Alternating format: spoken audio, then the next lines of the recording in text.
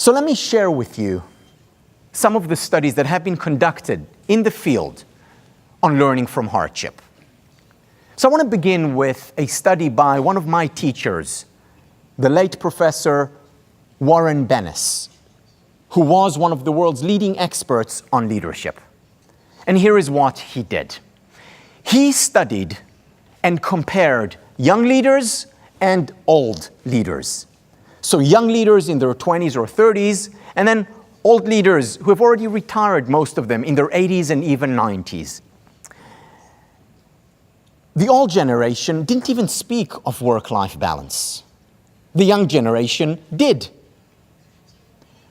The old generation was mostly men. The young generation were men and women. So this was one interesting difference.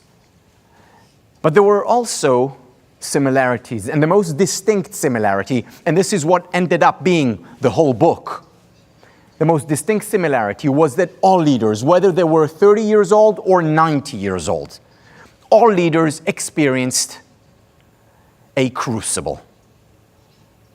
What is a crucible? A real difficulty, a real hardship. Not one of those easy ones that you overcome in a day or 5.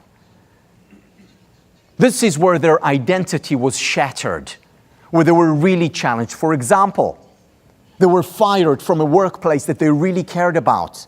Think Steve Jobs and Apple. Or they experienced a personal loss, which was very difficult to overcome. And yet, they all overcame that difficulty and hardship and loss, the crucible. And in fact, it made them stronger. Just like in the gym, lifting weights makes us stronger. And they attribute much of their later success to that crucible, to that hardship. And it's a choice that we have, coping or avoiding. One of my colleagues from Harvard, Ann Arbison, said this: never let a good crisis go to waste. There are such opportunities in crises that we can make better use of. Things do not necessarily happen for the best, but I can choose to make the best of things that happen. As difficult as it is, I can choose to make the best of what happened. Challenges happen, hardship happens, crucibles, gridlocks happen. And after they happen, the question is, what can I do with them? Do I cope and deal with it and learn to grow from it? Or do I avoid and ignore and give up?